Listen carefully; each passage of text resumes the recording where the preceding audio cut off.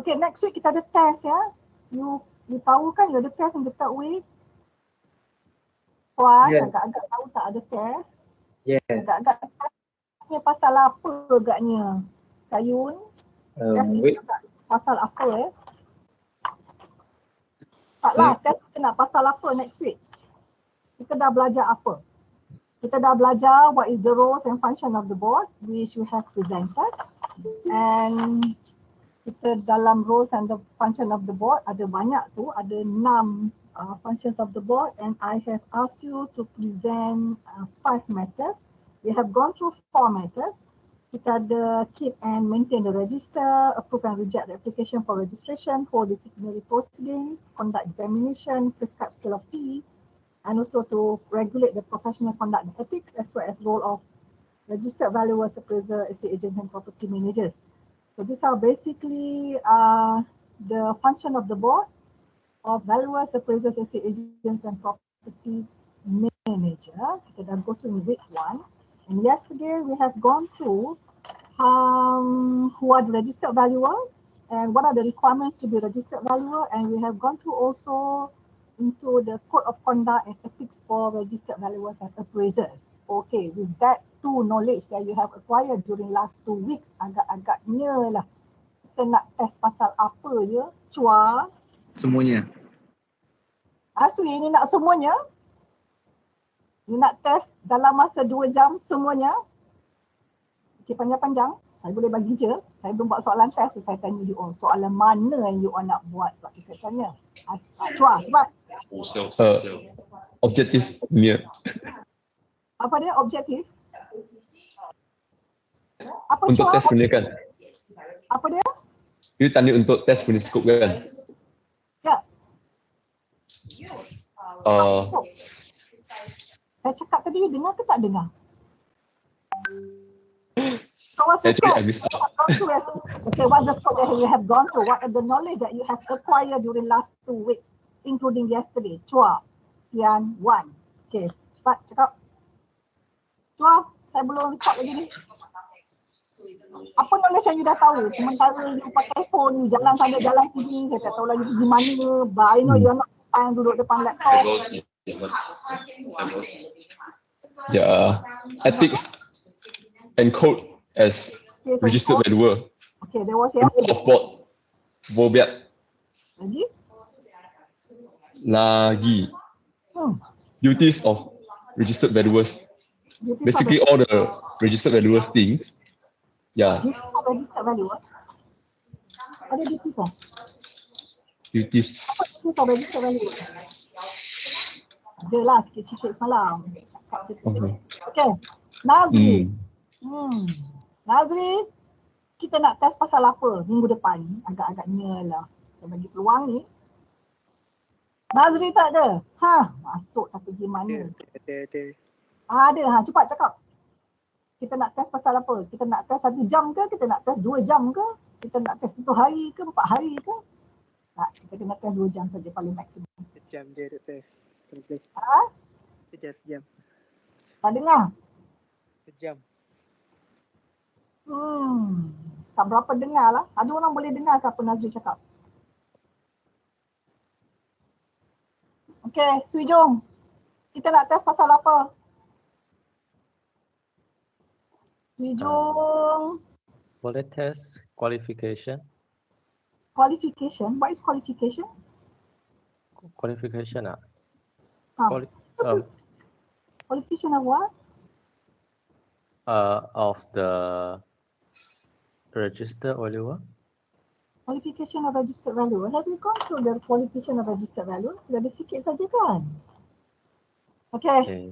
Don't mind. Kita akan go through sama ada lecture 1 or lecture 2. Agak-agaknya nak lecture 1 ke lecture 2? Ikhwan, atau nak dua-dua sekali? 10%. Lecture 1. Lecture 1. Pak Iqmal cakap lecture 1. Okay, lecture 1. We decided on lecture 1. Okay. Today kita nak continue the presentation. We have gone through the 4 groups. So today is to prescribe one of the other function of the board of valuers, appraisers, estate agents, and property managers are also to prescribe scale of fees. Okay. With that, saya jemput sekarang siapa yang akan present scale of fees.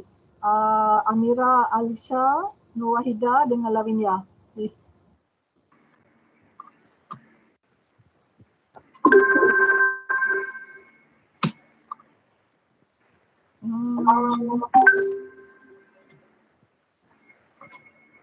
Okay.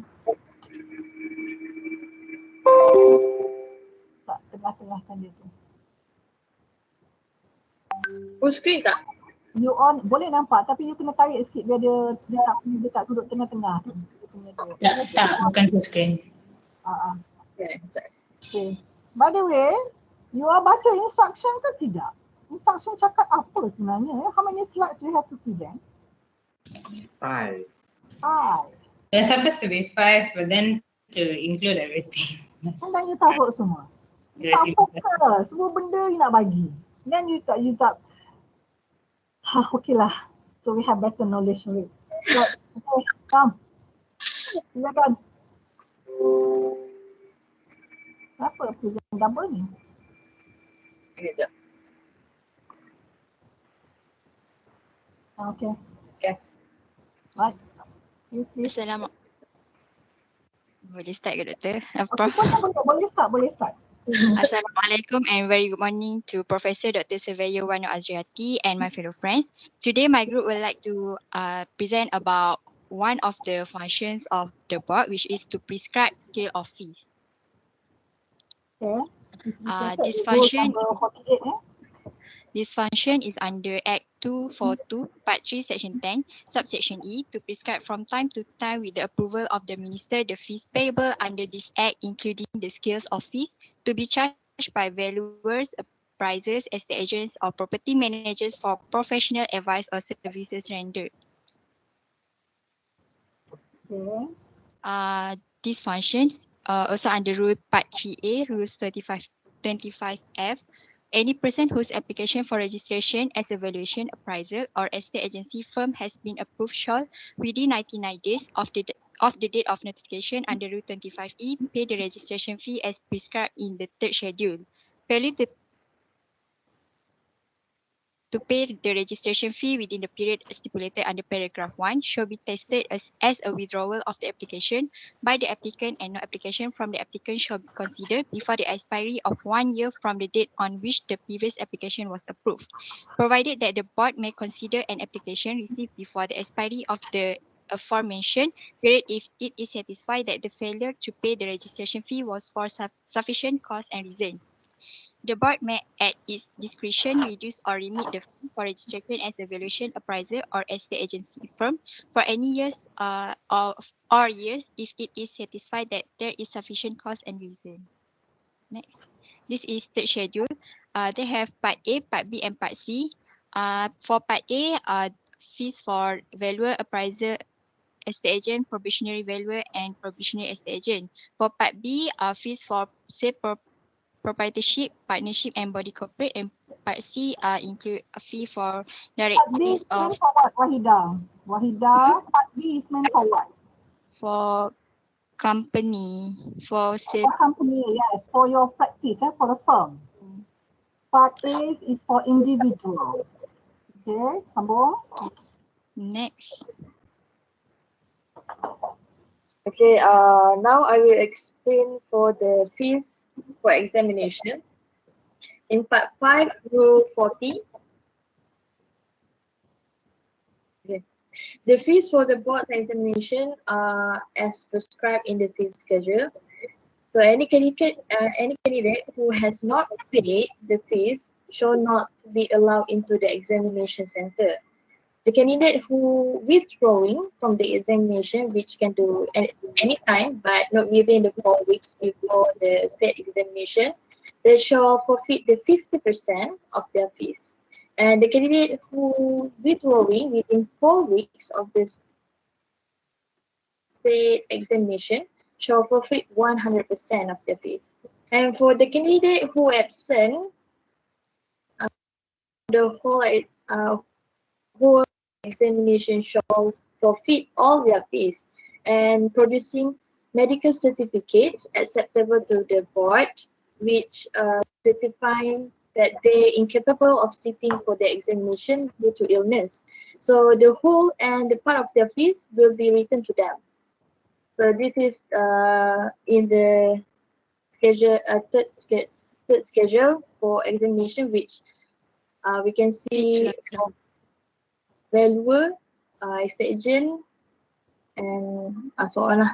So there is a first examination, intermediate examination, which you need to pay for the examination.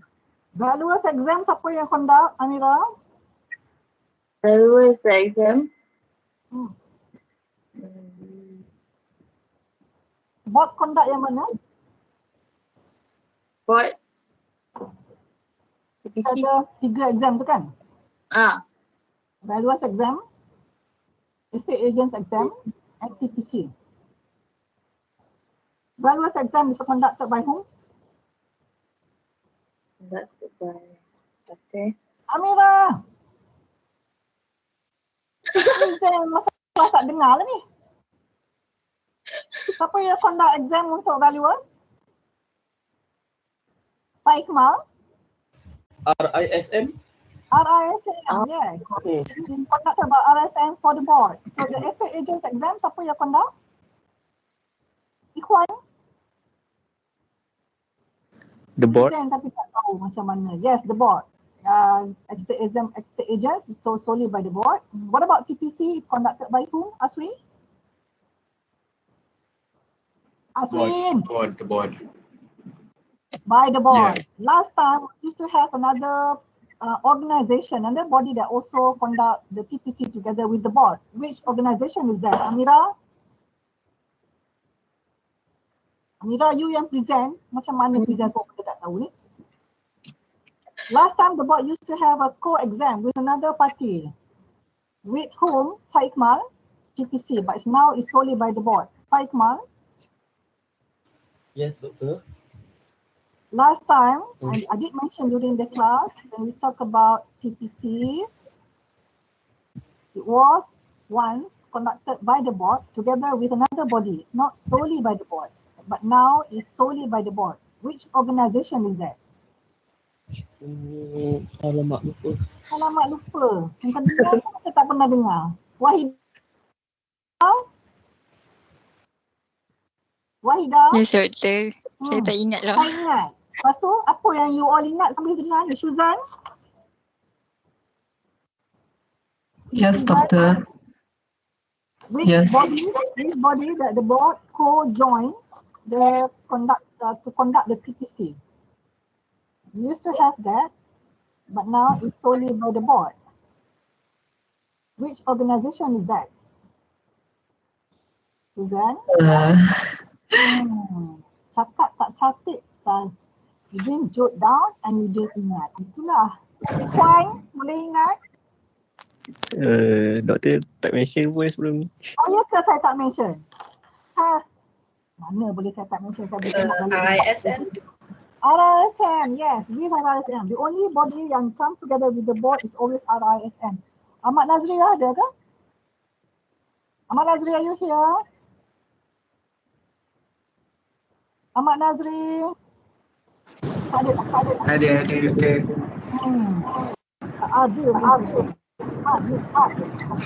sambung. Update note ya, jangan present. Present kena tahu all the stuff matters yang you nak present tu. Okay, sambung Amira. Okay, bro.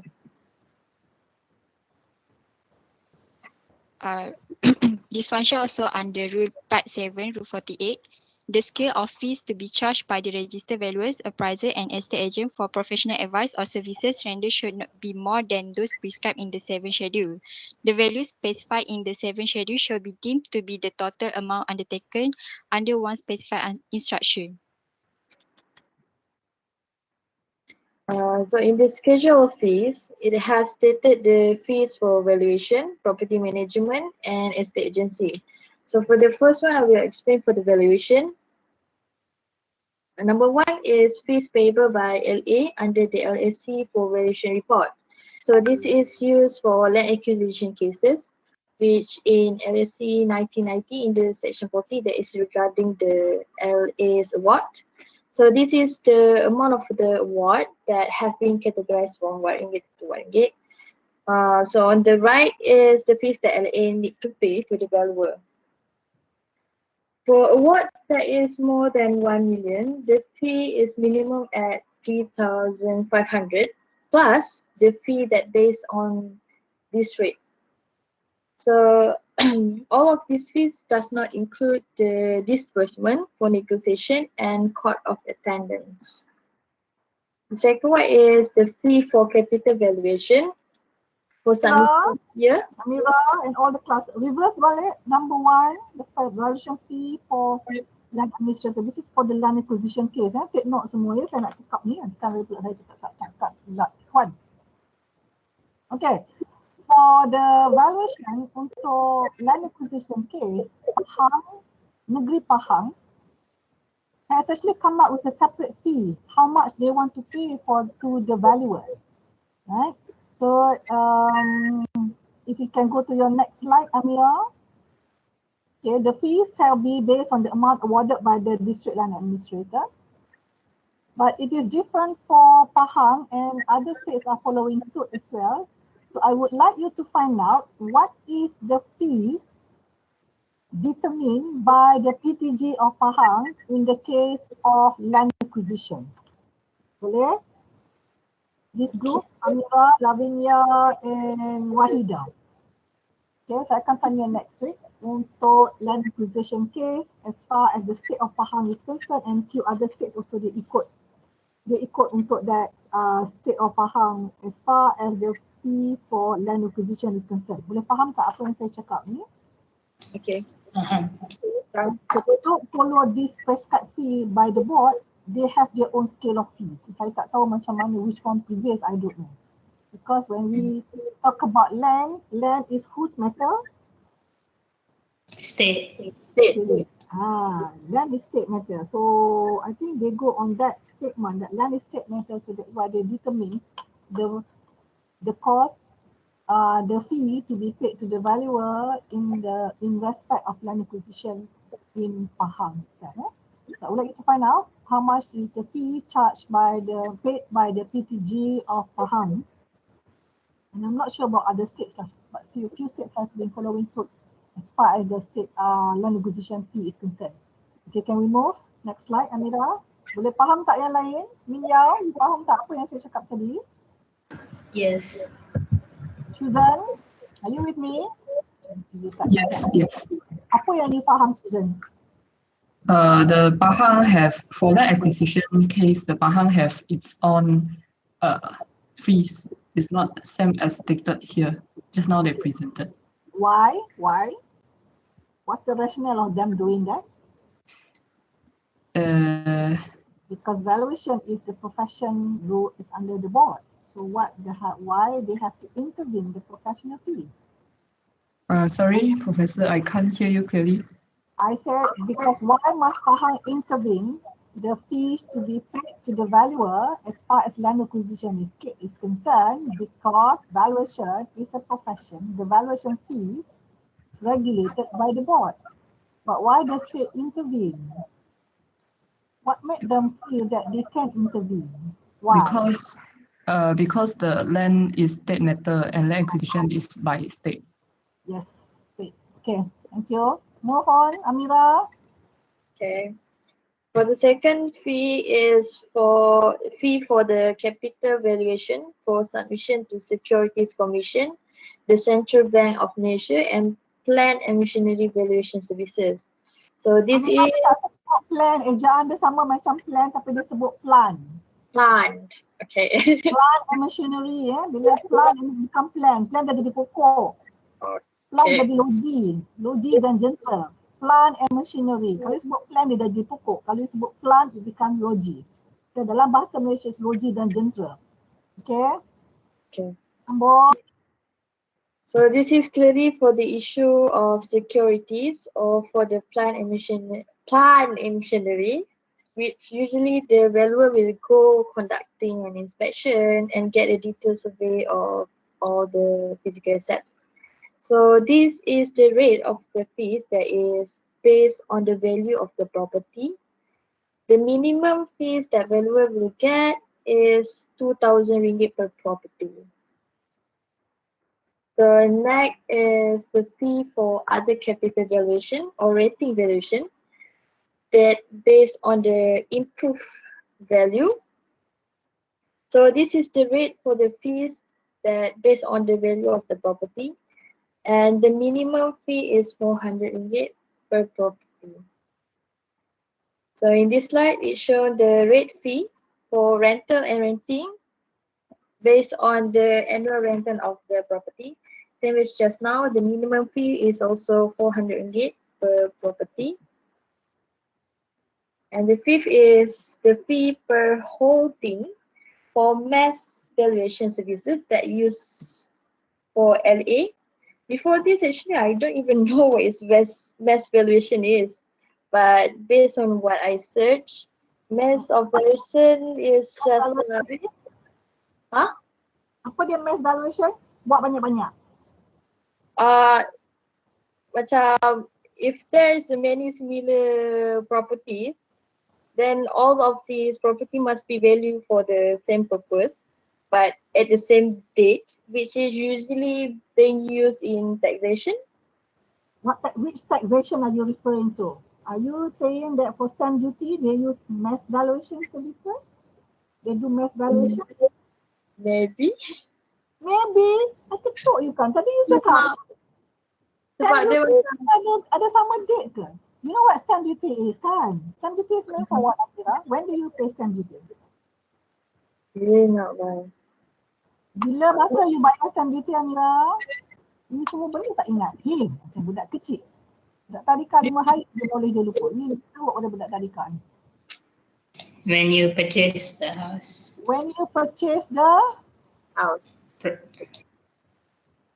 When you purchase the property, not only when you purchase, when you do tenancy, when you pay, you do your agreement, banyak benda belajar dalam stamp duty. Okay, so is it the same? Is it the same date when you purchase a property? Everybody did the same date, is it? When the developer sell a property, mana Chua? Chua, Chua. Yes, I'm here, doctor. Okay, when you sell the property, are you selling to all the buyers on the same day? Different date. Different buyers. So different date, can they do mass valuation? What is mass valuation? Agaknya dah Chua, apa yang dipaham mass valuation? Mass valuation. Do all cases in the same time for the valuation. Okay, let us look at the slide here. The slide mention mass valuation services for local authorities. Local authorities akan buat valuation untuk tujuan apa? This is PBT, pihak berkuasa tempatan. Apa tujuan? Why the local authorities appoint you as to determine the value? For what purpose? If local authorities, for what purpose? For assessment rate. For assessment. That's why letak dia punya fee dia is 45 ringgit per holding. They don't mention as per property. Because when you go back to the Local Government Act, it talks about per holding. So per holding for the first 30,000 holdings, 40 ringgit per holding for the next 20,000 holdings, and so on. The balance is 35 ringgit per holding.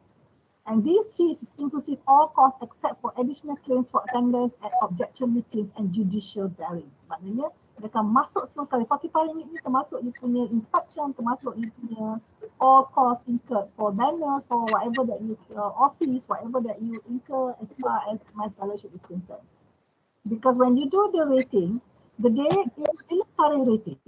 Go back to the belajar. Bila tarikh buat rating? Ada satu date yang spesifik kat bila dia buat pasal tarikh rating. When did they effectively implement the rating? The rates for the rating is effective on the date of the, apa dia panggil, tone of the lease kan? Masih ingat lagi? Amira, sudah lupa. Lavinia, masih ingat lagi? Sorry, can you repeat that, doctor? I kena repeat pula. Bukan you yang present ni ke? No, just your question.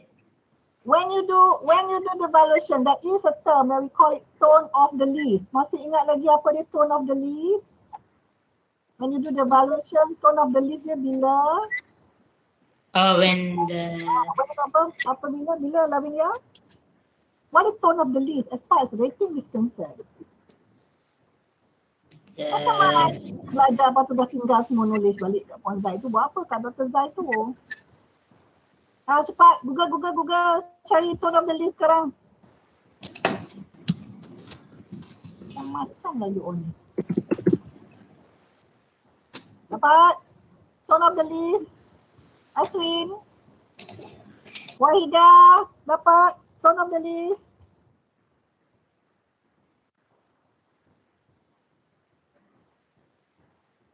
Dapat?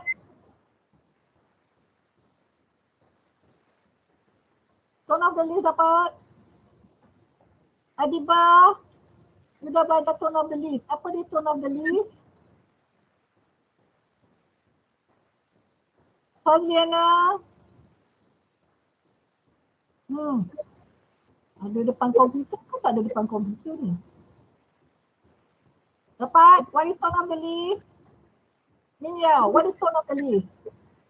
Tone of the list, I remember is the date that's set by the local authorities for all the assessment for the valuation for all the assessment rate must be based on the date.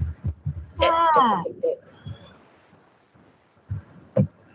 And different state has different date, I remember. Yes, different state, different date. Even different local authority, different date. It depends on the state punya approval. So there is a specific date. So that is the date when you do everything is the same yang you cakap tadi tu, Amira. Satu you boleh buat math valuation. You talk about holding that is under the jurisdiction of let's say GBKL. Amira, you duduk mana? Uluyam. Ya? Uluyam baru. Uluyam. Okay, Uluyam is under which local authority? Bayar cukai pintu kat siapa? Tak kisahlah bapak saya bayar, saya tak tahu. Amira. Ya. Mana jadi valuer, nak jadi valuer ni? Google sekarang, Uluyam under which local authority? Dapat, Amira? Sekejap. Tak ingin dari dalam korang ni. So, agak-agaknya lah. Uluyam is which under local authority while waiting for Amira to find out. Nice, Soling. Are you here? Ya, Uluyang. Apa pun you tak tahu. Uluyam dekat mana? Dekat Selangor. Okay. So, which local authority? Bayar kepada majlis daerah mana?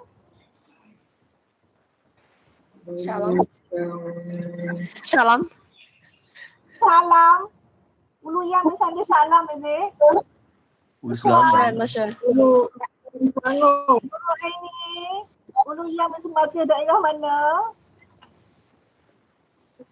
Daerah Hulu Selangor. So bayar kepada majlis daerah Hulu Selangor. Where is this majlis daerah Hulu Selangor? Mana office dia? Yalah. You nak suruh orang pergi bayar. You cakap property, orang nak bagi sewa, you introduce a tenant. And then you cakap kat dia nanti kena bayar cukai. Nak bayar dekat mana dia tanya. Mana office dia? KKB. Dekat? Pada Kubu Baru, that is the main office, but they do have other outlets dekat all the respective area. Okay. Now you have this Uluyam. So under Uluyam, dia ada holdings dia besar. Kalau majlis daerah Uluyam dia besar kawasan dia. Okay, kita pergi yang Uluyam dia Ulu Selangor is a majlis daerah dia besar. But if you talk about DBKL, Dewan Bandaraya Kuala Lumpur. Oh no, City Hall of Kuala Lumpur. Betul, Dewan Bandaraya Kuala Lumpur. Dia ada holdings kat dalam tu, all the properties within the jurisdiction of DBKL, dia kena buat rating. Dan bila buat rating, if you get the job, if you as a valuer or as a company, you get the job to do the mass valuation for DBKL, then you akan kira berapa holdings yang dia ada. So they have millions, sebab tu dia local, dia majlis, dia jadi Dewan Bandaraya. Because untuk spesifik Dewan Bandaraya dia ada kena ada berapa holding, bila majlis pembandaran dia ada have their own number of holdings, dia ada maximum benchmark dia. Majlis daerah berapa holdings dia. Right? So you have per holdings berapa, so you are going to do the valuation for the whole residential and commercial lot, semua, all kind of holdings. Dia tak kira. Semua holding yang mana yang kena bayar cukai pintu, tanah kosong pun kena bayar cukai pintu dan dia akan kira per holding. Itu sebab dia panggil mass valuation? Because you do semua valuation tu specific di satu-satu, but the date is the same and you do it on the same basis. Boleh faham apa dia mass valuation tu? Buat property yang banyak ataupun holdings yang banyak, but the basis is the same, the date is the same. Unlike stamp duty, dia punya tak sama, date tak sama, maknanya dia punya comparison tak sama. Yang ini comparison boleh pakai cross because it's on the same date. Boleh faham Bu Ain'ni? Amira boleh faham? Amira, apa yang difaham sekarang? Explain apa dia mass valuation ni? So digunakan untuk banyak property yang boleh digunakan dalam date yang sama. Tapi bukan untuk stamp duty. Lagi, dia boleh gunakan untuk assessment rate. Dia memang guna untuk assessment rate. Apa yang boleh digunakan? Nurul Ain'ni, apa yang you faham? Can you explain?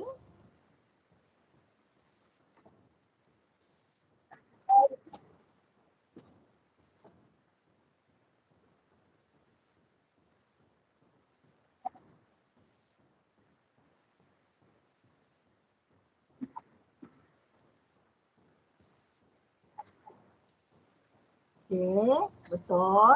Lagi, boleh sambung lagi Suzan? Can you sambung a bit more? The mass valuation is due for a lot of property at one time, so they can use the same comparable. Yeah, okay. Okay, Amira, move on. Okay, so next we have 5A, which is fees for update valuation.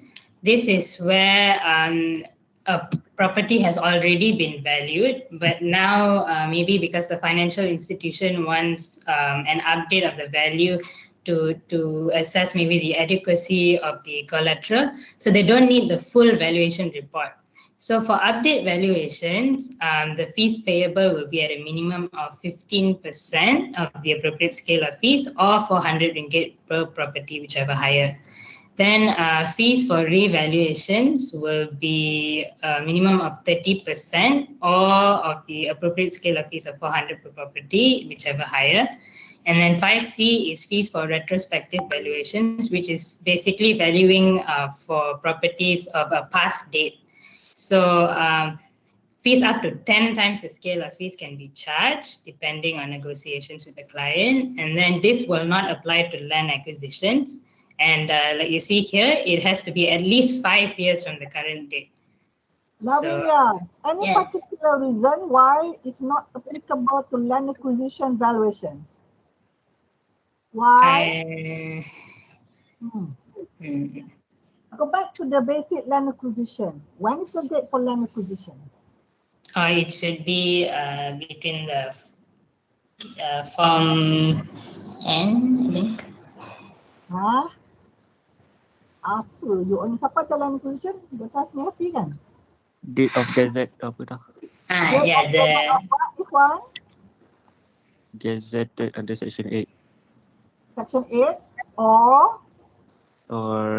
the form A. Tak lah, lupa dah. the section 8 saja ke? Ada lagi no, satu. there's two. Then it should be Only one of the date, section 8 saja ke? no, there's one more. There's one more. Then what is that? Another one more tu? Swimming? Some swimming? Section 4. Huh? Swimming? Section Yes. apa? Section 8 and? Section 4. Section 4. Section 4 refers to what? What is section 4? What is section 8?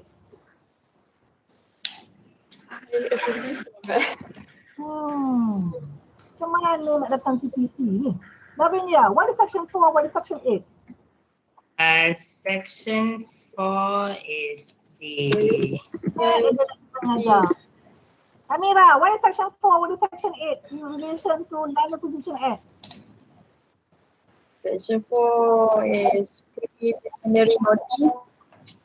Sekejap, Roy ni cakap.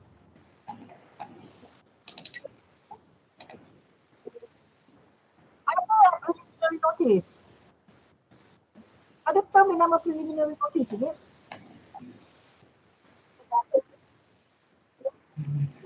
Panggil notice awal Notice likely to be acquired for section 4. It's just a notice. Okay, preliminary notice. Okay. And then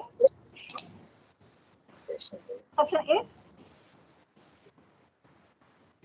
Satu is a notice. Dia tak panggil preliminary notice pun. Dia panggil notice. Notice untuk mengambil balik tanah. Pemberitahuan dalam notice. Bila section 8 is already pengumuman, pemberitahuan is finalized already. It's no longer a notice. Section 8 tadi panggil apa ya? Menurut Ain'ni? Declaration apa?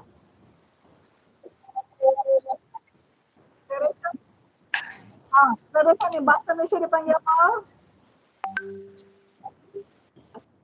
Dalam bahasa Malaysia dia panggil apa? Declaration.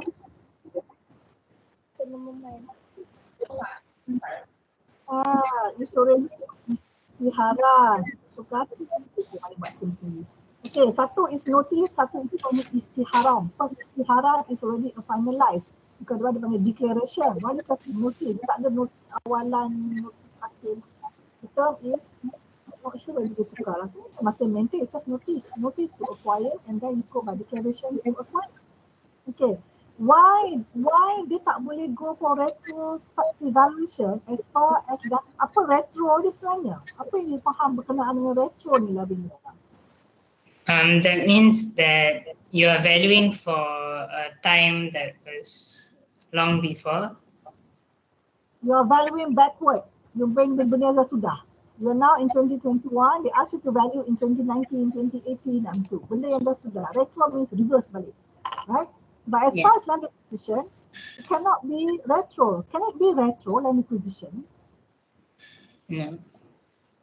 Because as far as land acquisition case is concerned, there is a specific date. It cannot be just any date. It has to be according to the date of notice under section 4 or date under section 8, under section 8. Dua saja as far as land acquisition is concerned. And you can do retrospective valuation only 5 years from the current date, at least 5 years from the current date. Beyond that, it's not encouraged already. What are the consequences when you do retrospective valuation? Why the client request you to do retro? For what? Nak buat apa retro ni? Why you do?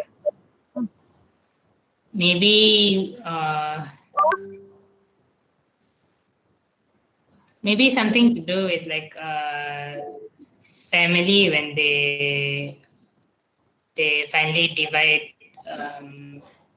Like divided sekarang lah. Kenapa dah buat lama-lama? Because sometimes like the dispute happens for a long time. Long time means how many years? Example? I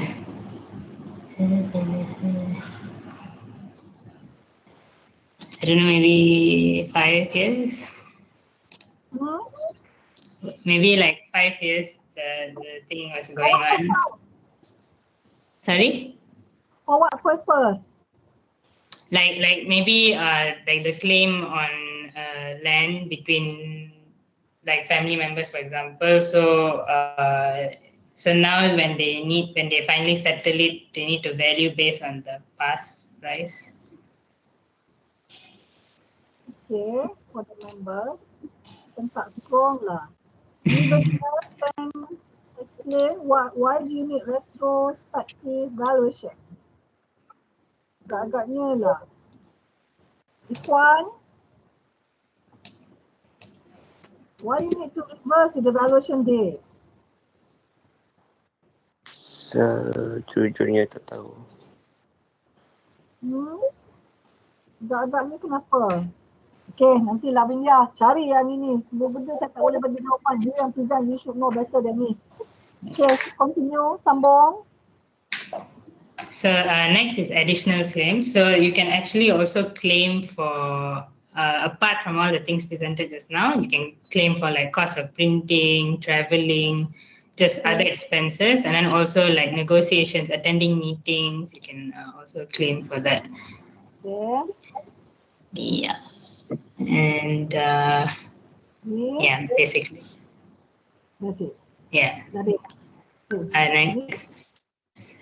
For property management, an annual fee based on 5% of the gross annual rent on the first 30,000 ringgit, 3% of the gross annual rent on the residue up to 100,000 ringgit, 2% of the gross annual rent on the residue over 100,000 ringgit.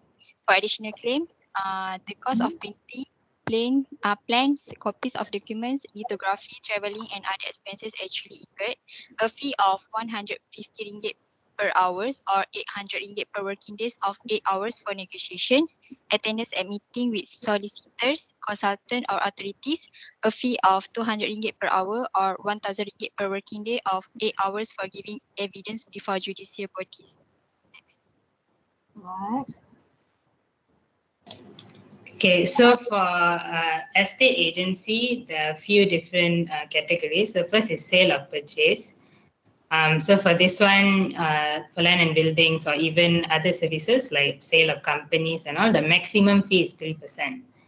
And then for hotels like plant and machinery, we will have 10% of the proceeds. And the minimum fee is 1,000 per property. So this also applies to any purchase by private treaty, tender, or even disposal or acquisition. And then for sale and marketing, the fees needs to be agreed between the agent and the client. And this also does not include foreign property. Stop there, Lavinia. All right. What 21? Yes, doctor, I'm here. It says sale and marketing of projects. We are referring to what? Specifically, sales and marketing of projects, for example, estate agency fee for sale and marketing of projects. It's a fee that is agreed between the estate agent and the client. But what is sales and marketing of a project? For The marketing department? You mean the difference between sales and marketing and the estate agency? Yeah. Okay, when we say fee for sales and marketing of projects, what kind of projects are you referring to? Under construction projects. Under construction project. Lagi selain daripada tu, Swijong? I think it's the new project other than the subsale project. Is other project other than subsale, for example? Like the Yang new lain tahu dah establishment. subsale What is subsale, Izwani? Because you're doing rent, then you know what is subsale. Shira, what is subsale? Shira, when colleagues here mention subsale, what does it mean? Dia macam tiba-tiba second hand property macam tu. Macam apa dia? Macam jual second hand property yang dah use buat ni. Okay, it's the jual property from the owner. It's no longer from the developer. The first layer is from the developer to the property owner. The first layer. And then bila the property owner tu jual second round, dia dah jadi subsale. Itu dia panggil subsale. But when the property the developer jual kepada owner of the first buyer tu, dia akan jadi sales and marketing of project because he's selling his project to the property owner. You faham? Okay, so bila the property owner jual subsale, dia jual property macam second hand sale, mula-mula dia beli is first hand and then dia the second hand. The second hand sale is referred to as subsale. Right? Okay. So how much is generally the sale of the project, the fees for the sales and marketing? Chua. Again, doctor, I don't get your question. So far, you have gone through, you have experience as a rent doing the marketing for projects by the developer, right? Yes, correct. Yes. So how much in general the fees charged by the developer and the estate agent? How much do they sell? How much will you charge? Agent, usually we get 1% to 2%. Normally 2%. I'm referring to agent and not rent, Yes.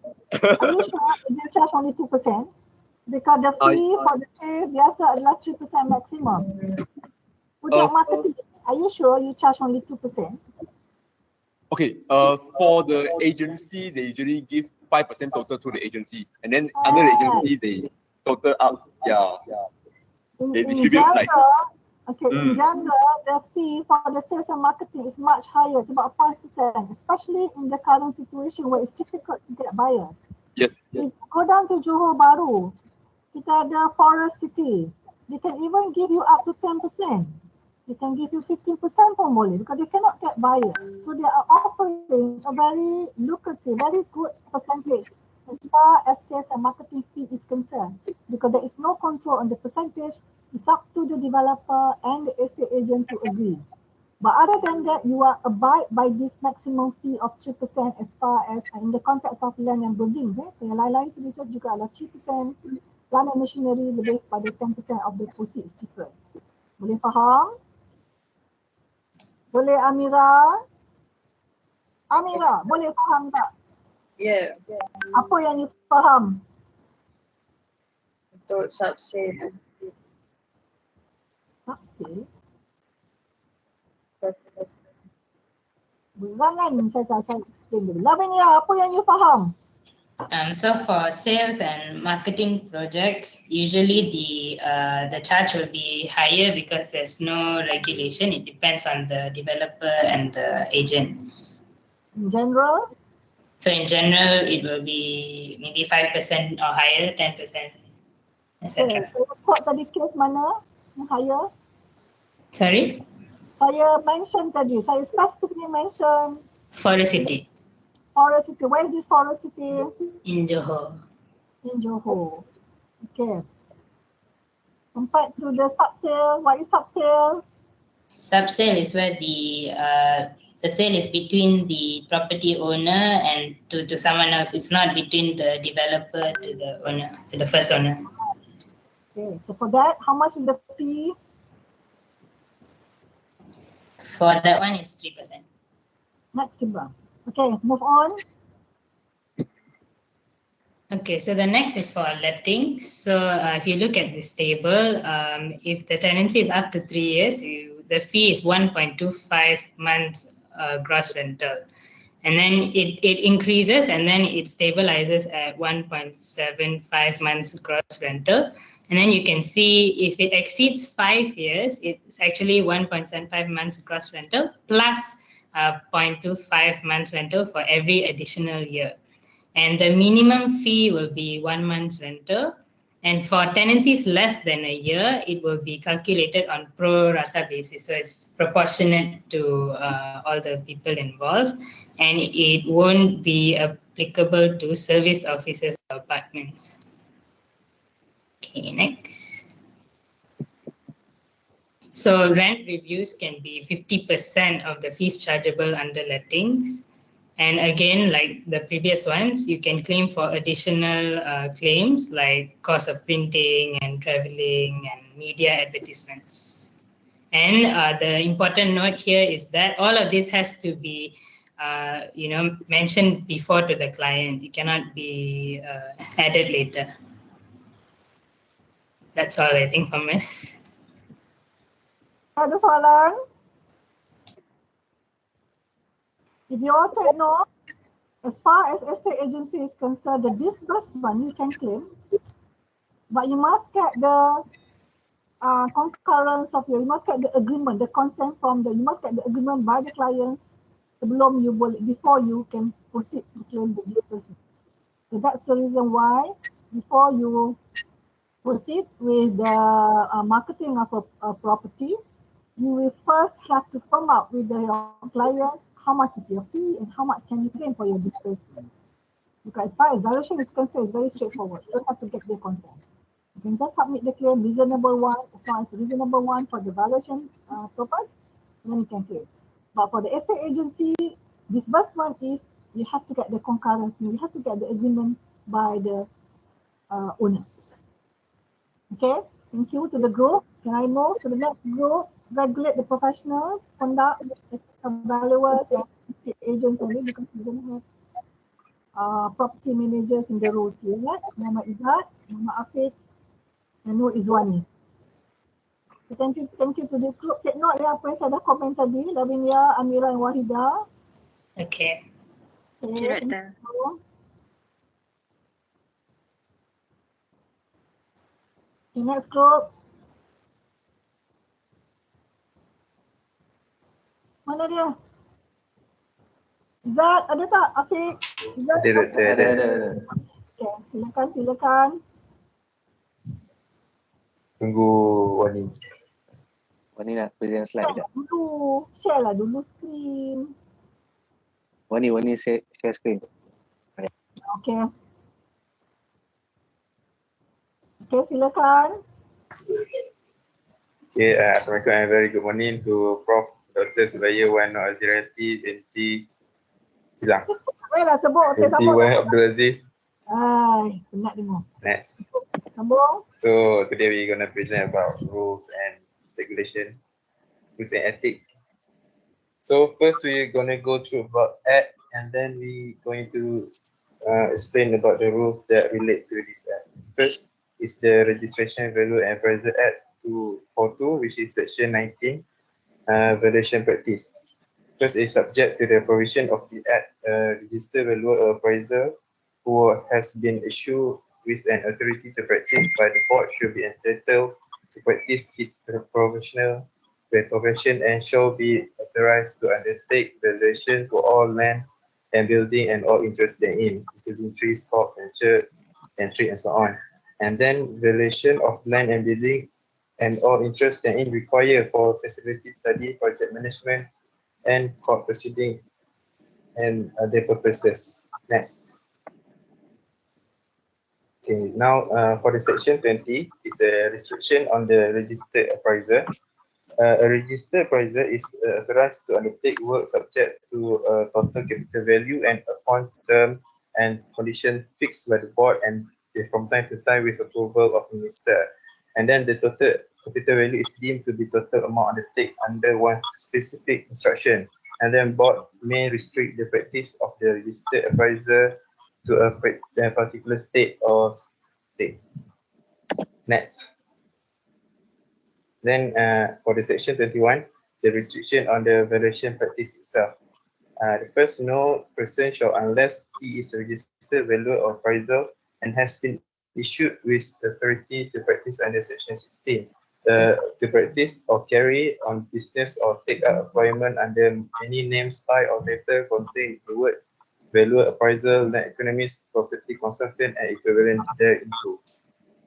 And then carry on business, take up employment as a valuer or an appraiser, display any signboard or use, distribute or circulate any card, letter, pamphlet, leaflet, notice, or any form of advertisement. Next.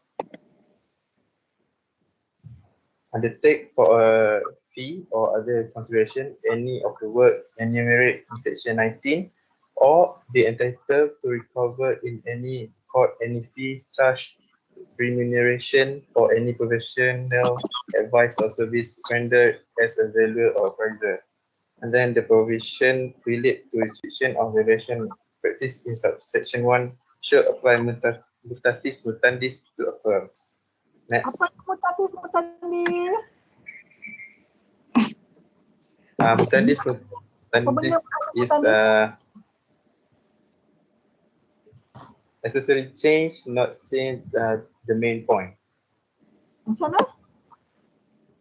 What is mutatis? Necessary change that need to be made. Change? Apa change? Necessary change. Necessary change. What is necessary change? Necessary change. Necessary change. What is necessary change? Why dia cakap shall apply mutatis mutandis to a firm? Go back to your section, ni berapa section apa ni tadi? Section 21. 21. We talk about restriction on valuation practice. Go back to section 21. No person shall, unless the registered valuer appraiser has been issued with authority to practice under section 16, you can carry out the business and so on. You can carry out, but tajuk dia kata so, no person shall, unless he is a registered valuer.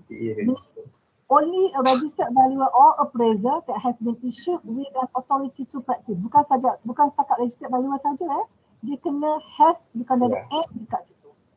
And has been issued with authority to practice maknanya ada license, renewal every year tu. Okay, now go back to your second slide tadi, the third slide tadi. The provisions relating to registration and valuation practice in subsection 1 shall apply mutatis mutandis to a firm. Meaning, kalau tadi to a person as registered valuer, now to the firm. Only the firm that has been issued with an authority to practice can do valuation. Itu maksud dia. Mutatis mutandis is benda yang sama apply to the firm. Benda yang sama juga is applicable to the firm. Mutatis mutandis is exactly the same. Applicable. Benda yang sama. Boleh faham juga. Boleh lah cincin tu. But in general maksud mutatis mutandis sama. Sama. Okay, sambung. Okay, next. Okay, so now you pass to update the state for the. So the next one is section 21B, which is estate agency practice. For subsection 1, subject to the provision of this act, a registered estate agent who has been issued with an authority to practice by the board shall be entitled to practice his profession and shall be authorized to undertake estate agency practice. For subsection 1A, a person undertake estate agency practice if he acts as an agent or holds himself out to the public or to any individual or firm as ready to act as an agent for a commission, fee, reward or other consideration in respect of any sale or other disposal of land and building and of any interest therein, in respect of any purchase of other acquisition of land and building and of any interest therein, and also in respect of any leasing or letting of land and building and of any interest therein. Next. For the, you also have to, in making known of the ability of land, building or any interest therein for such sale or disposal, purchase or acquisition or leasing or letting referred to in paragraph A, B or C as the case may be. And the last one is in respect of any tenancy administration, including rental collection, payment of outgoings, arrangement for minor repairs, and handing over and taking over the possession of a property of any land and buildings and of any interest therein. Okay, reverse balik A, B, reverse balik previous slide. Okay, A, we have one capital A, it's about estate agency practice. This is in respect of any sale or other disposal of land and buildings and the interest therein. To A, a capital 1A, untuk small letter A is about sale and other disposal of land and buildings and any interest. B is about any purchase or other acquisition of land and buildings of any interest therein. C, kenapa lah you susun ABC campur aduk macam gini? Susunlah satu-satu. Silap. C is about leasing and letting of land and buildings and also the interest. C is leasing and letting. Reverse balik pada D. Okay, now D, E, you ada tenancy administration. Apa beza C, leasing and renting dengan C, tenancy administration? Apa beza dia? What's the difference between C and E? Tenancy administration. What is tenancy administration? Setakat yang you faham. Afiq. Kuzan you kenalah faham. Iwan ni. Apa dia agak-agaknya lah. What is tenancy administration?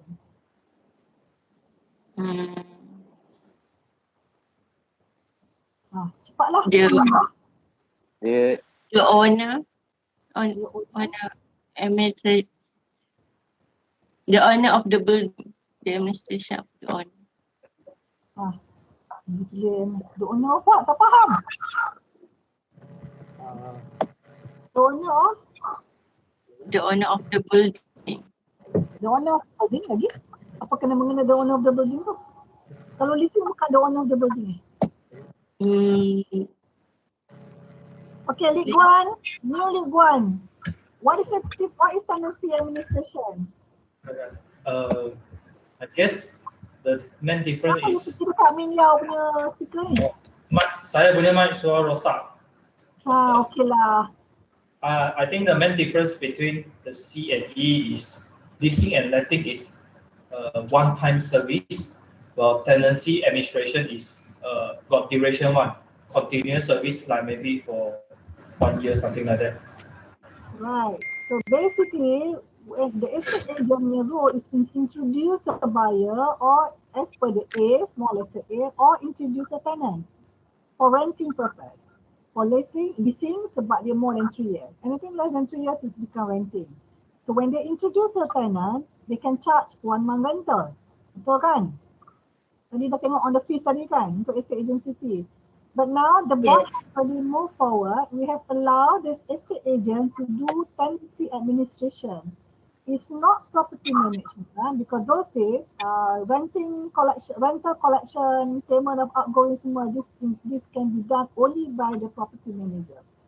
But the board has actually include tenancy administration, which is covers only rental collection. It's just like property management, but it's on a lower level where you don't do the property management as per the property management. You only do as estate agent, you can do rental collection. It's for 1 year, you take care of the property. You introduce a tenant to the buyer, then the property owner, let's say duduk dekat London and he don't have time to come back to Malaysia to collect the rental or to administer his property. So he asks you to get a tenant and then he said, you take care of my property as far as rentals, collection, tenancy administration is concerned. So you as a agent, you can now collection of the rental is just pay to you BIE, and then you deduct the you take care of the property by you have to pay the outgoings, mean the service charge. If the service charge is paid by the owner, then you have to pay on behalf of the owner to the JMB or MC as a tenancy administration job, or you pay the quick rent, or you pay any other rent that is or any other tax that is expected to be paid by the owner, right? And then any repairs, and let's say toilet, if the system is not working, then you can get some plumber to come in and take care of the plumber. The bulb of the fuse is not working well, or you need to have some rewiring, small matters, only minor repairs, that's what we say. But major repairs, like if you need to change the tiles, that one we have to go back to the owner. Because this one, tenancy administration is just to make sure the property is in good condition so that the tenant can enjoy the property as a tenant. Boleh faham? Itu beza dia. Boleh faham Rizwani? Boleh. Boleh, explain. Apa yang you faham Rizwani? Tenancy administration. Rizwani. Tenancy tu kalau if the owner is outside of the country and dia nak collect the rental and all, the agency can do for him. Okay. Apa job yang dia boleh buat?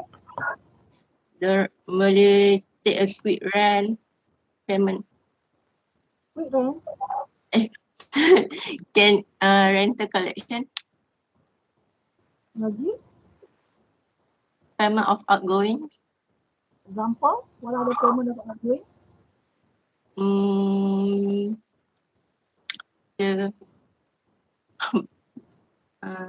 Apa outgoings are you referring to? Repair. Repair. Outgoings is repair. Cukai. Maintenance. The same as repair, yeah. Can I have Apa Iqbal? Can you explain?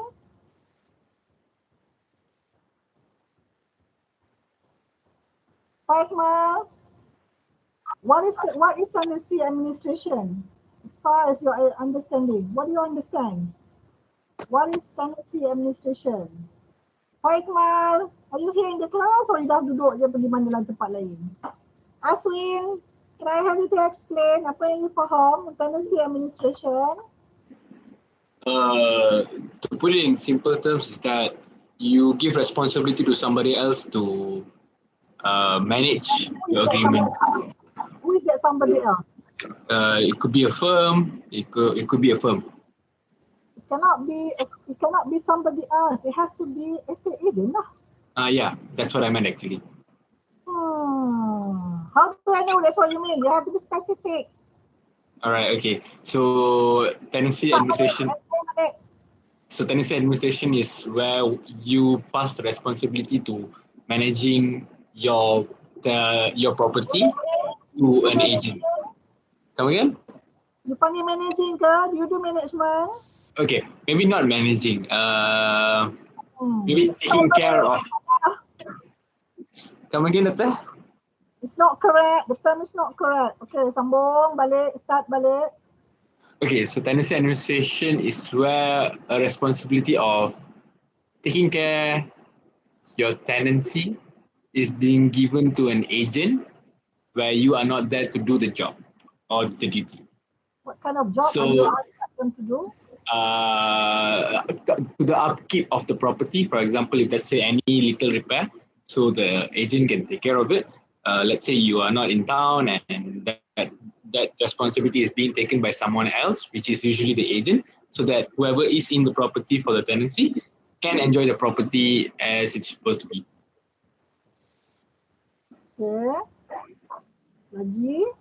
Ada lagi I think that's it. That's all. Yeah. Okay. So, part ni dah betul sikit. Lagi sambung lagi sikit. Afiq, sambung lagi sikit. Ya, dah.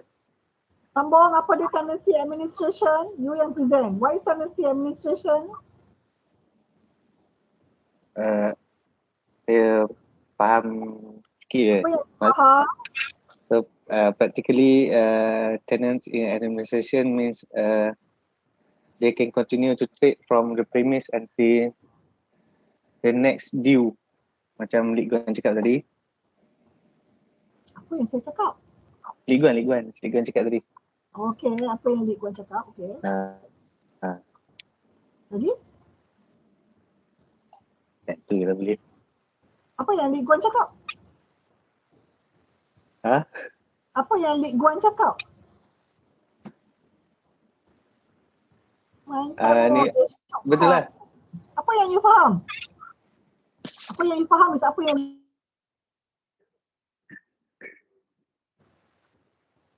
saya pening ni. nak lakonnya dia. Okay, Izzat. Izzat, apa dia tenancy administration? Ya, betul. Apa dia tenancy So, administration? apa yang saya faham? Apa yang you faham? Jelas saya nak apa Tenancy you faham lah. Apa yang saya faham? The tenancy administration is the power that been passed to real estate agent lah. Responsibility that been passed to real estate agent when the owner not there, such as rental collection, payment of outgoing, arrangement of minor repair. Not necessarily the owner is not there. Itu contoh yang saya bagi. Okay, saya explain balik. Nanti saya nak you explain ya Afiq sebagaimana yang saya explain. Afiq dan ya dengar saya cakap apa ya. Nanti cakap macam yang Guan cakap. Boleh. Saya nak you cakap apa yang saya cakap. Baik. Okay. Tenancy administration. Dulu kalau if you go back to the function of estate agent, it was previously limited to A and B. Cuba tengok A and B, reverse balik A and B. Zuani, reverse balik your slide to A and B. Okay, A is about sales and other disposal of land and building and the interest. B is about purchase of the sales, but B is about purchase. C is about leasing and letting. Okay, these are the three functions. And then number 4, go back to C, D. D is about marketing. Right? It's about making known the availability of land. This is you do marketing. Do marketing for sale, for disposal, for purchase, or for leasing and letting. These are the 4 functions that was previously done by the estate agent. However, the board, when they have reviewed, they have made amendments to the Act 2018. They have included tenancy administration. Those sales estate agent only do sale, purchase, renting and leasing and also marketing. That's all, 4 jobs. But now they have include tenancy administration is also given to estate agent, meaning estate agent can also do tenancy administration. When you talk about tenancy administration, it's just like what Iqbal mentioned tadi. Kalau sales, purchase, leasing, renting, that one is a one-off job. Satu kali dan habis, finish job kat situ saja. But tenancy administration is a longer term. You can do it for 3 years, you can do it for 2 years, for 5 years. It depends on your agreement with the owner. And it's not just merely the owner was not there. Sometimes the owner is just too busy or the owner just want to engage you to take care of my property. Saya bagi contoh tadi because I want you to understand the owner is not there, so that it's done for on behalf of the owner. You do rental collection means every month tadi you introduce as a tenant. Now with the property that you dah introduce a tenant, the property owner said, no, I want you to do tenancy administration, mean monthly collection rental you yang collect.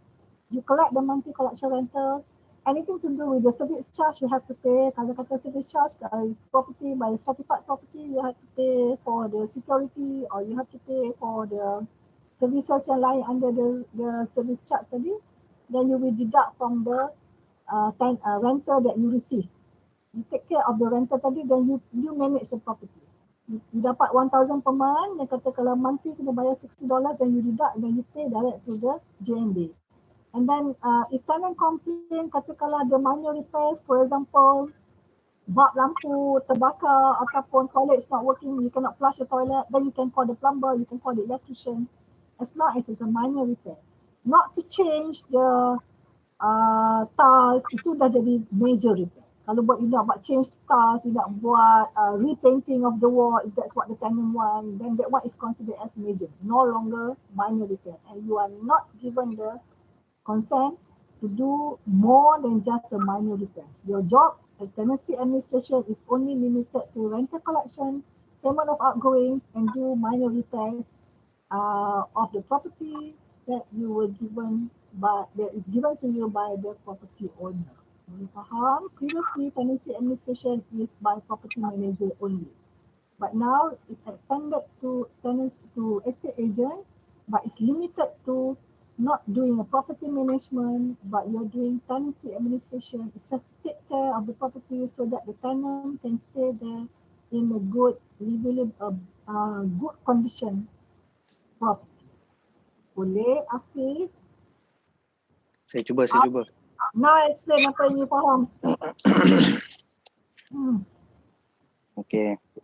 Ikut apa yang doktor cakap tadi, kalau kita tengok untuk A dan B, these are the 3 function untuk estate agent before this. Dan kalau untuk D, ni purpose dia untuk building marketing. So benda ni semua previously done by estate agent.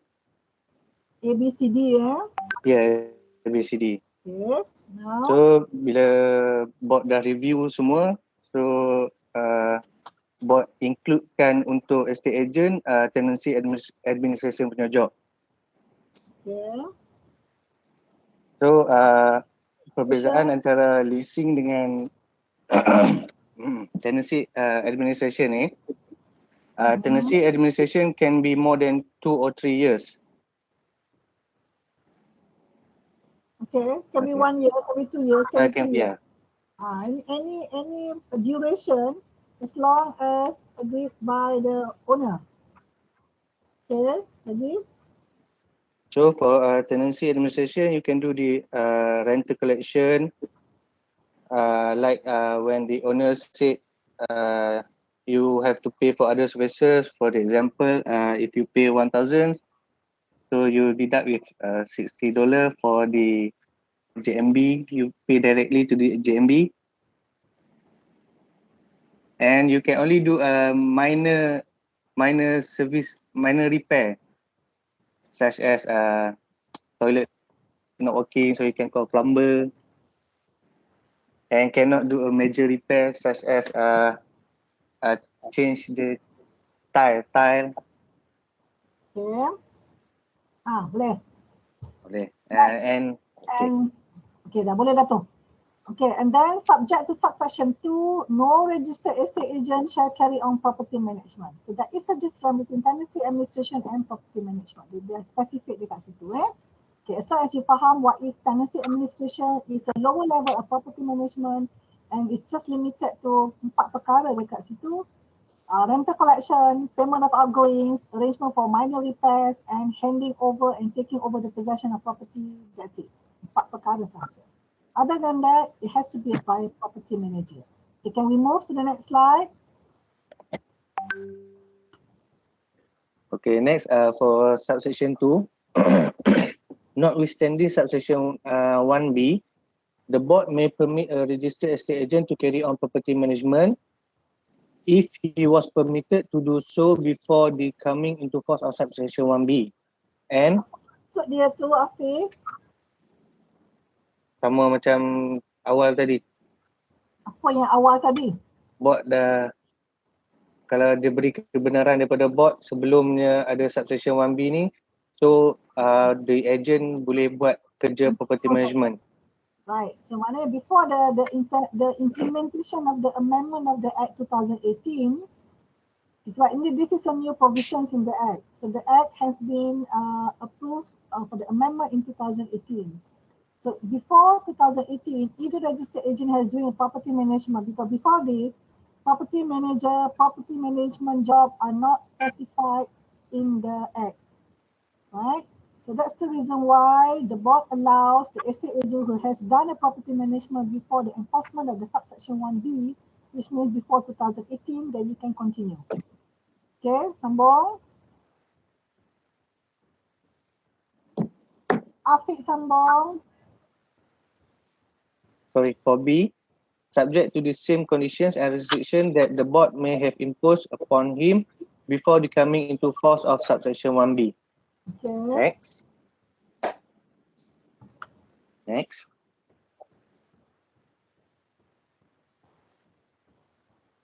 For section 22C, which is a restriction on estate agency practice, subsection 1 state that no person shall, unless he is a registered estate agent and has been issued with an authority to practice under section 16, which is A, practice or carry on business or take up employment under any name, style or title containing the words estate agent, house agent, property agent, land agent, house broker, real estate agency consultant or the equivalent thereto in any language or bearing any other word whatsoever in any language which may reasonably be construed to imply that he is a registered estate agent or that he is engaged in estate agency practice or business.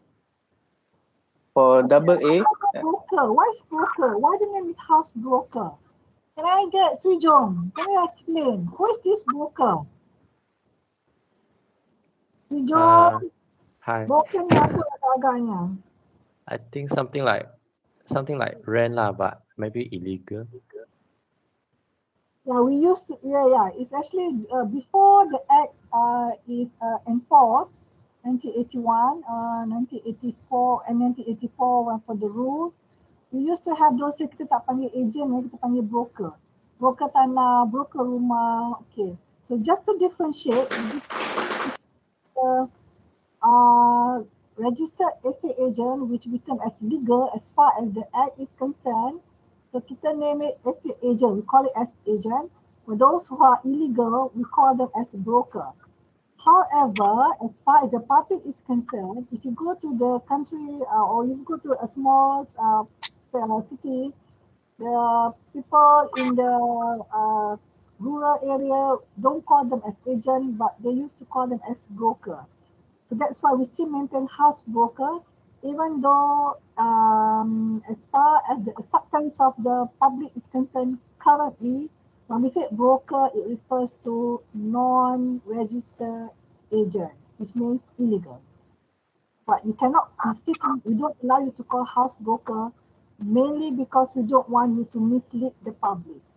Because the profession is regulated by the board.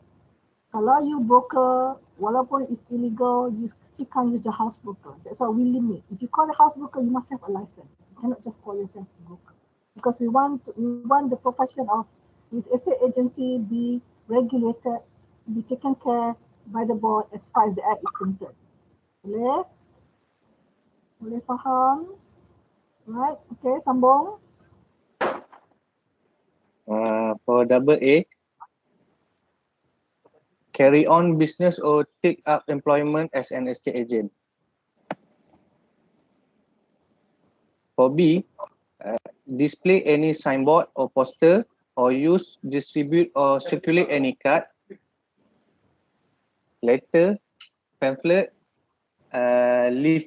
leaflet, notice or any form of advertisement implying either directly or indirectly that he is a registered estate agent or that he is engaged in estate agency practice or business. For DBA, offer for sale, rent or lease, or invite offers to purchase, rent or lease any land, building and any interest therein irrespective of whether such land, building and interest is located within Malaysia or outside Malaysia, provided that where foreign properties are to be marketed in Malaysia, such offer or invitation shall be made by or through an estate agent practicing and residing in Malaysia on behalf of a principal or an estate agent practicing or residing outside the Malaysia. For C, undertake any of the work specified in section 22B. And lastly, D, be entitled to recover in any court any fees, commissions, charges or remuneration for any professional advice or services rendered as an estate agent. Next. Subsection 2 stated that notwithstanding subsection 1A, an owner of any land, building and any interest therein may sell or rent or lease or sublease or offer to sell or rent or lease or sublease such as land, building and interest. B, a licensed auctioneer may sell or offer to sell any land, building and any interest therein by public auction.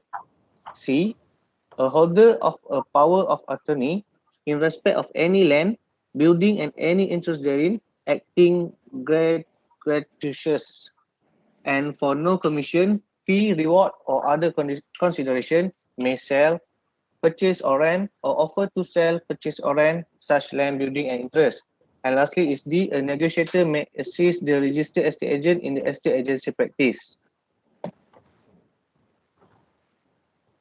For subsection 2A, for the purpose of paragraph 2D, negotiator means a person who is employed by a registered estate agent to assist him in the estate agency practice. And lastly, for the subsection 3, the provision relating to estate agency practice in subsection 1 and 2 shall apply mutatis mutandis to a firm. Next, I will pass to Izwani. In relation to the Act, the Rule 1963 is in the Part 4, Code of Conduct and Ethics for the Registered Valuer and Appraiser, and Part 5 of the Rules is Code of Conduct and Ethics for the Registered Estate Agent. For the Valuer and Appraiser, Rule 62, Service.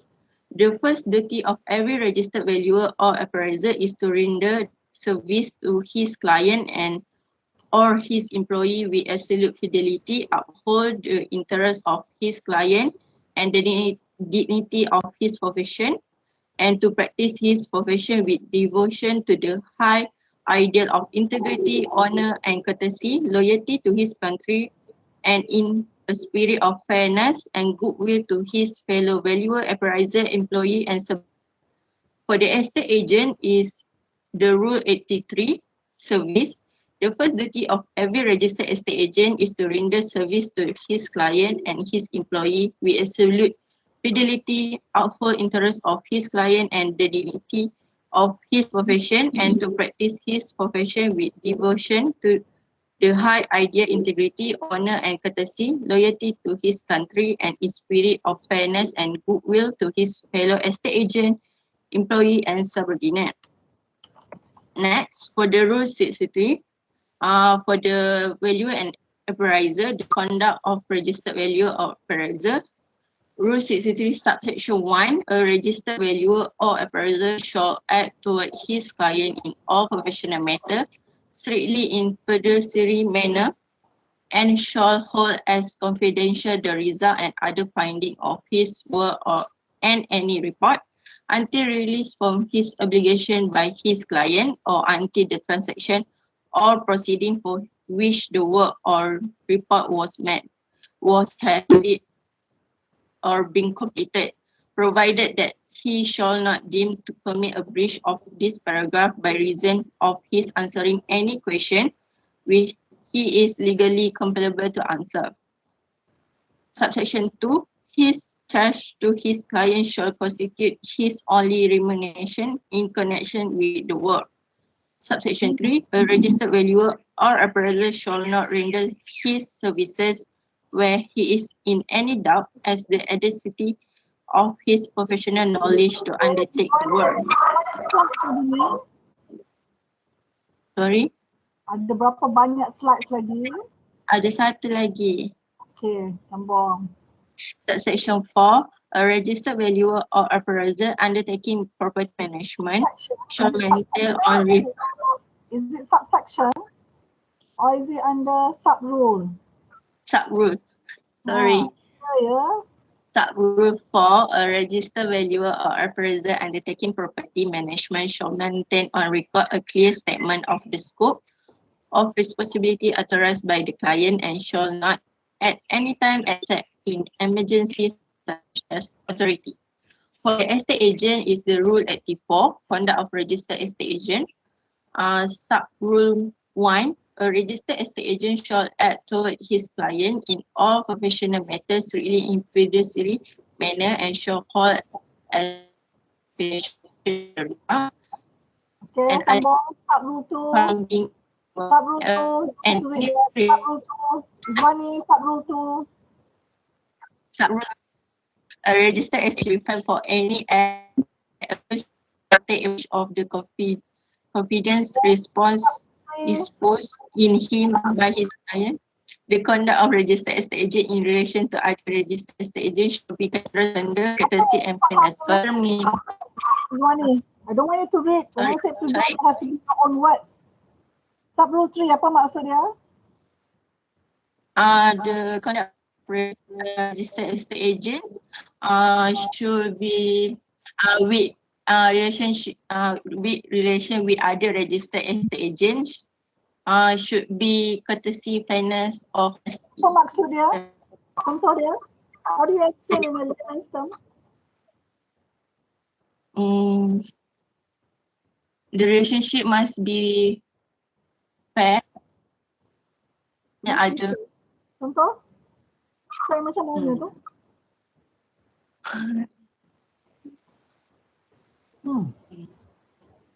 What do you mean by fair? Fair apa dengan relationship with other registered estate agent? When you present, I don't expect you all to read whatever that you have cut and paste from the act or from the rules. I expect you to summarize and then explain. Kalau macam ni, you sendiri tak faham. That's the reason why saya kata no need to read. Because we all can read. You don't have to read, we all can read on our own. Right. Do you have any other slides to present? For the professional fee. Okay. Lagi? For the rule 63. We have gone through the professional fee. Next slide. Yeah, that's all. And the other rule is from the rule 62 until rule 82 is for registered value and appraiser. Meanwhile, for the estate agent is from the rule 83 until rule 110. Okay. Take note ya, class yang lain. When we say present means you have to present in your own words. Summarize the wording, not to just cut and paste. If you just put cut and paste, you should be able to explain in your own words. Ini sendiri pun tak faham. Macam mana nak present macam itu? Okay, any question from this part?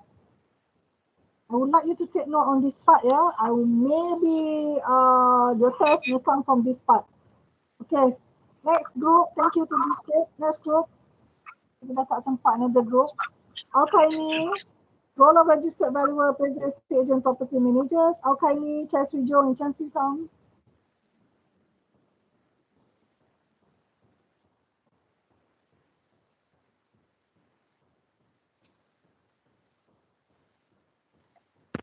Hi, Doctor. Hello. Can you see the screen? Yes. So you can begin now. You can start now. Okay, let me start first.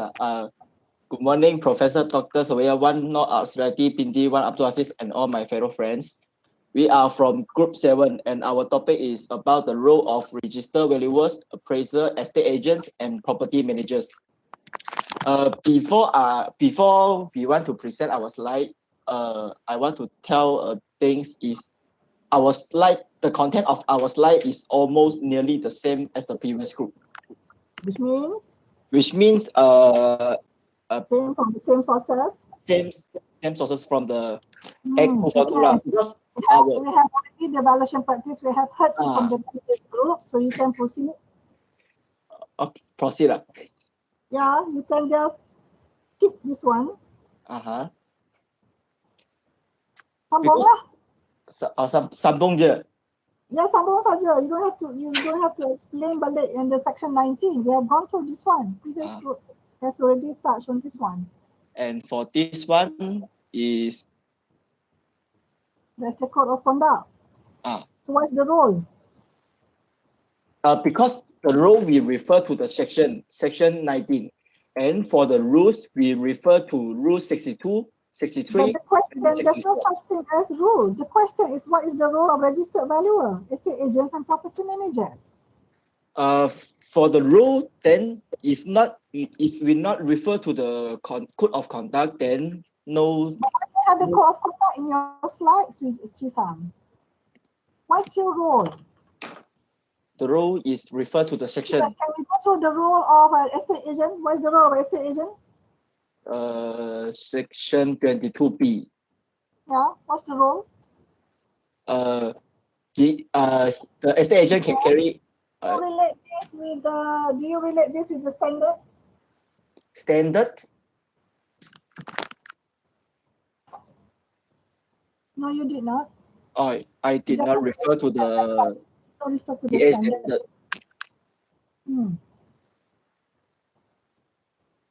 Lagi? So what else? Then for the rules, we refer to the conduct. Why you code of conduct? This is not part of the question. Why you code of conduct? And no rules can be referred already. If we not refer to the code of conduct for the for our topic, there is no rule for for us to refer already. You are referring to the role of registered valuers, estate agents. So what's the role of property managers? Here. The previous group did not touch on property managers. So what is the role of property managers? The previous group mentioned about property managers. For the role of property manager, we refer to the section 22I. Okay, lagi. I expect you to explore further dalam standard. I did not. Sorry, Prof. Then you have encroached into code of conduct. I don't understand why you have to go to code of conduct. Because the question soalan is role of registered valuers. It has nothing to do with the code of conduct. Because the question, Prof called us to refer the section and the Act 242 and the rules. Correct. So we are not referring to the standard. The code of conduct. So why you refer to the code of conduct when you talk about role of valuers? I know it's wrong, but previously why you submit? Why you present? No, for all of the rule we read through already. That's only the code of conduct can fulfill the rule. Okay. So we summarize. So what is your summary of your code of conduct? You put everything. How many slides do you have? 9. Only 9 slides. Okay. So macam mana ni? So what is the role of the valuers? It's just the same like the previous group. They have to value the land and building. Enclose everything. To regulate the professional conduct is just referring to the professional conduct, ethics, valuers, appraisal, estate agent. But the previous group has gone through what is the valuation practice, what is estate agency practice, without confining to the professional conduct, ethics, conduct of the three professions. So now you come up with the role of registered valuer. That's why there is a duplicate. So that is partly wrong on your side to encroach into the code of conduct, and the other group has even worse. Saya tak komen the other group tadi sebab saya nak tengok apa group ni buat. And then you face difficulties in presenting because previous group has already encroached to your part. So the previous group ada berapa slides tadi, Afiq? Afiq, ada berapa slides tadi? Dalam 12. 12 slides. Saya suruh prepare 5 slides. You rasa you dah encroach into orang punya part ke tidak? Afiq? Is one in? Ya, mungkin masuk punya part. You should have confined to what? Soalan dia pasal apa? I think for their question, they refer to the code of conduct only. That means they shall refer to the rules only. And for our part is about the role of the registered valuer, appraiser, and the PM. Then we refer to the section. Well, that's what it should be. So if that's the case, then you should be able to explain better. So now the other group has done everything. That's why they tak boleh nak explain sebab dia tak fokus. Dia buat semua. And thank you, Afiq. Now, I want you to go back. Go back to the valuation practice. So I want you all to listen back. What is valuation practice? What is the role of the specific role of the valuers, estate agents, and property managers as far as the act is concerned? Not your code of conduct because that has been presented. That is supposed to be the focus of the other group. Yes. Okay, let us start back. What is valuation practice? This is the role of the valuer. So you present the way as such that this is the role of the valuer. Boleh? Boleh. And I expect you to explain, not just read as to what the previous group has done. Okay, then I will pass to Shijong to present his slide. Okay. Hi everyone. So for the valuers and appraiser, according to section 19, they are subjected to the provision of the Act to value all the lands and building and the interest therein, included something like trees, crops, furniture, fixture, and the others. And all these valuations are for the purpose of feasibility study, project management, court proceeding, and other purpose. Next. No need. No need. Then I pass to Ain'ni. You just read. We're not explaining. Go back to the first slide. Okay. A, what does it mean? B, what does it mean? Apa contoh dia? Okay. I'm Sujok. Elaborated further lah. Okay. Kalau tidak, the first group dah buat tadi dah. Okay. So because as we know, the real estate it's not only the house, right? They also include the land down there. So you need to value as a whole. And also therein, value of land and building and all interest. What does it mean? All interest refers to what? all interest, like for example, the trees one, like if the land is for the plantation, then the tree bring profit, so we need to include all the profit of the trees. That one is including. You're not referring to an all interest. What is all interest? All interest refers to what? All interest include. Cuba you tengok your statement, valuation of all lands and buildings and all interest. Valuation of land and building and all interest. What does all interest mean? I think the interest, like the land can be owned by many persons, so the interest of every person should be valued. That one is valuation of all lands and buildings. Every person is just the owner. It's just valuation of the land. So if he owns, he's just doing a valuation for all lands and buildings. So all interest means? Interest tu maksud dia apa? Apa contoh interest dekat situ? Ya, maksud itu Syujung interest cakap jika let's say lah, there's a land we need to do the valuation, but the land is leased to the one tenant, and once we do the valuation on that land, we must also do the valuation referring to the owner interest and the tenant interest also. Itulah maksud dia. If the land is charged to the bank, are you going to refer to the bank? Is the bank holding an interest in that property? Yes. Yes. Yes.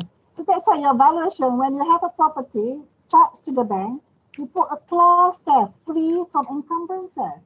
Because free from encumbrances means you are not taking into account the interest from the bank. Because if you take into account the interest that is charged to the bank, then the property will be much lower, the property value. Itu maksud interest dekat situ.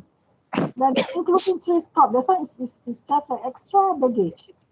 It's just like valuation of land and building, and then you have furniture, fixtures and fittings, everything like stock and barrel in the house. Or if you have a valuation of land, agricultural land, it's including of the durian trees, it's also including the mangosteen or rambutans, or it can also including the palm oil, rubber trees. That's what I mean by including trees crops. Because you don't just value the agricultural land, but you value the agricultural land with the trees. Planted thereon. Itulah saya nak you explain. Okay. So how do you explain B? Valuation of land for all interests required for feasibility study. What do you mean by this one? Project management, court proceedings. Contoh? Kisam? Sujong, siapa who's presenting? Sujong. How do you explain this one, Sujong? Same. Yeah, I think for feasibility study is like when the land is about to develop, when the developer buy the land to start a project, they will conduct a feasibility study first to see whether it is okay or not to start the project, benefit or not. Do you use the word okay or not? What's the correct term? Feasible or not? Whether it's viable or not, whether it's feasible or not. Why you say okay or not? You duduk dekat mana? Tepi jalan lah? Pakcik lagi orang pisang boleh cakap okay or not. Well, Glad you have learned the correct term. Why do you use okay or not? okay, Sama sorry. macam pakcik jual goreng pisang lah. Okay, I continue. Okay. For project management, I think that one is similar with the property management. Property management, project and property is different.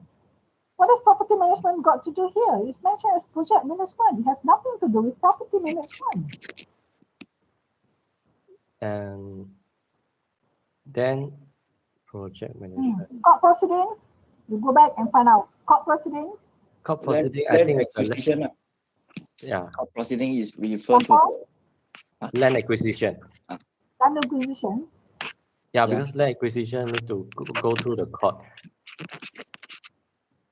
Okay. Lagi? Court proceeding lagi? Not necessarily limited to land acquisition saja. Lagi? Then dispute between the buyer and seller. Conflict in interest.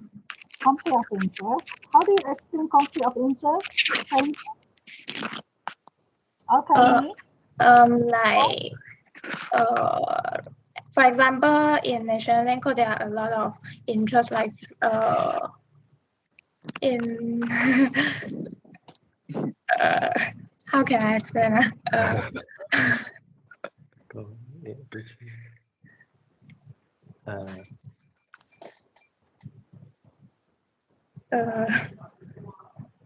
What?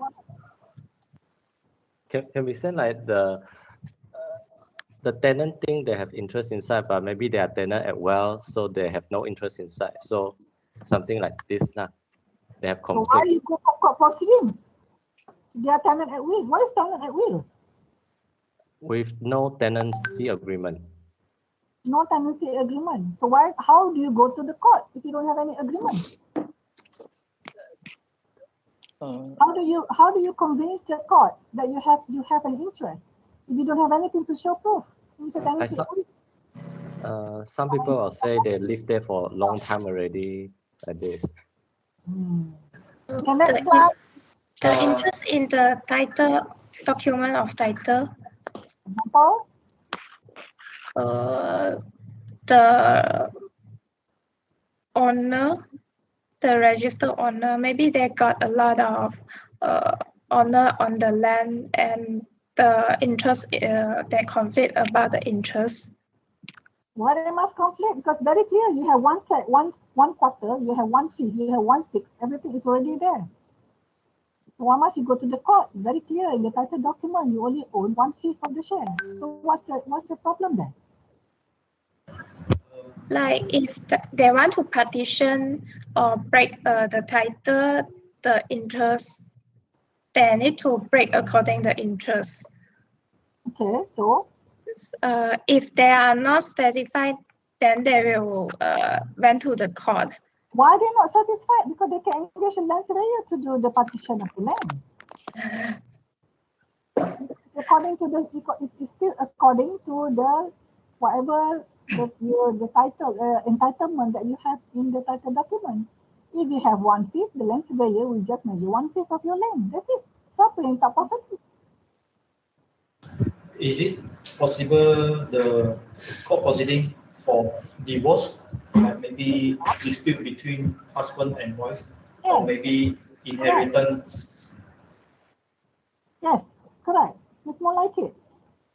Because we have gone through. When you belajar in National Land Court and you dah lupa. Okay, can you proceed? Next slide. Thank you. Thank you, Rikwan. Thank you. Next slide. You don't need to present this one. Estate agent. What's the job of the estate agent? I have explained where. I want you to explain in your own words.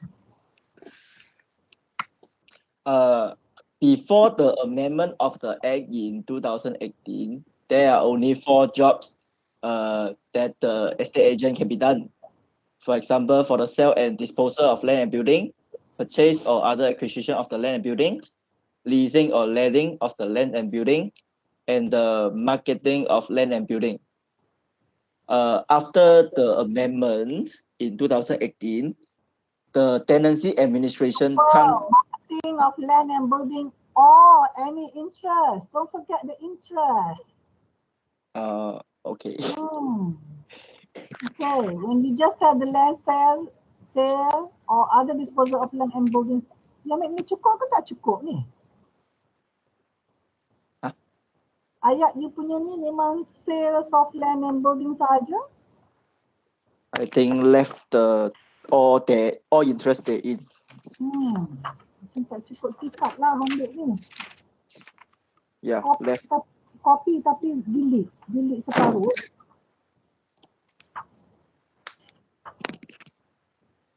Okay, 22B.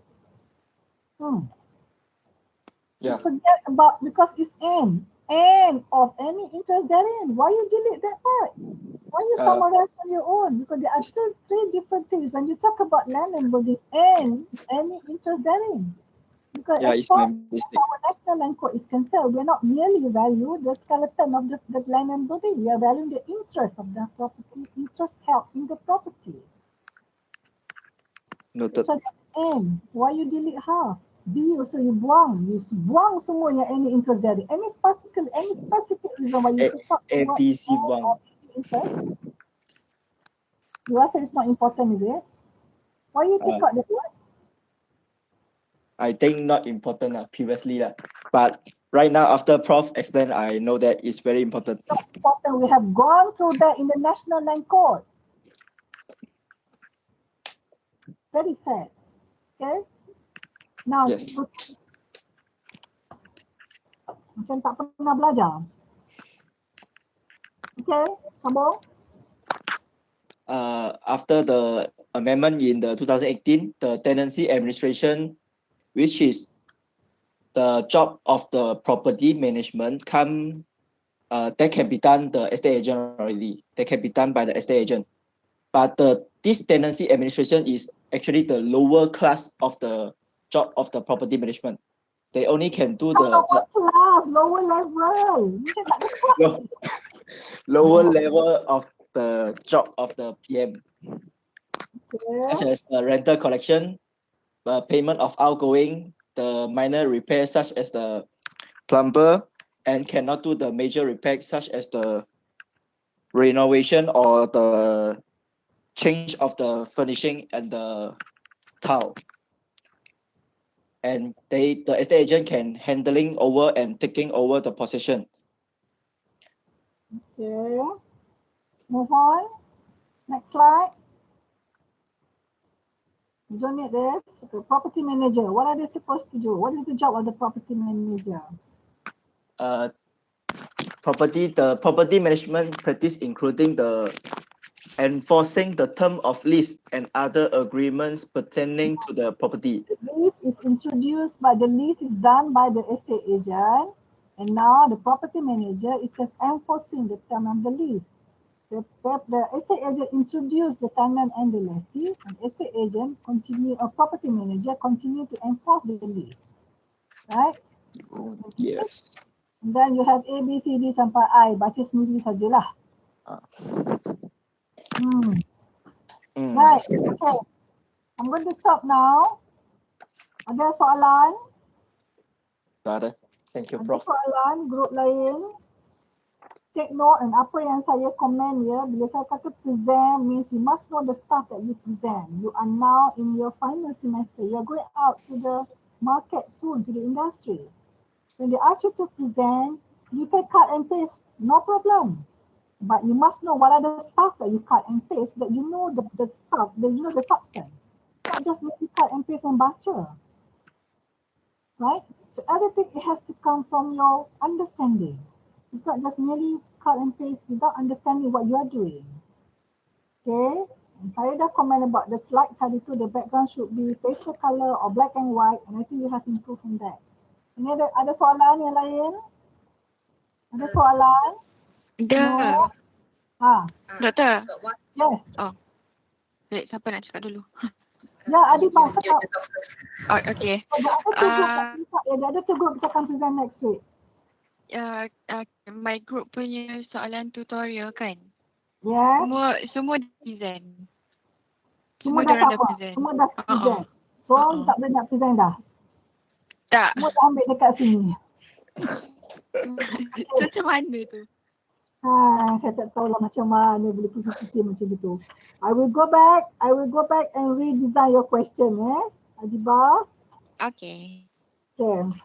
Thank you. Right, so next week we have one group yang boleh present, and then kita akan ada test yang next week. Ada soalan nak tanya? No? Dr.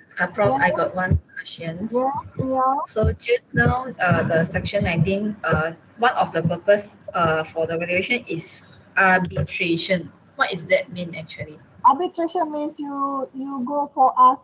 It's something like this person said this, the other person said this, then you need to have the judge to decide which one is which. The dispute, I think. The dispute, yeah, correct. Boleh, Miniao? It's more the dispute. So arbitration, you need somebody to arbitrate. So that's why the function of arbitrators. Arbitrators will consider A said what, B said what, and then you decide. The arbitrators will decide. And that will be the decision of a subject matter that is under arbitration. It's a dispute. It's to resolve the dispute, you go to arbitrators. Because the wife say, I want, you have already promised this house. And the husband say, no, the other house. And they divorce. So somebody has to be the arbitrator and decide which one belongs to the wife, which one belongs to the husband. Itulah contoh dia. In the case of divorce lah. Right? Ada soalan lagi? Any other question? Wenyu, are you okay? Luna, are you here? Do you have any question? I think I need. You understand everything? Not really. I need some time to review. Okay, so you can go back and ask your friends, or you have to read on your own and go back to the recording. I have yet to upload the recording. Okay, so I will say we're going to stop now. Thank you so much. So I will see you next week on Monday, and Tuesday we're going to have one group to present, and we're going to proceed with the test. Boleh?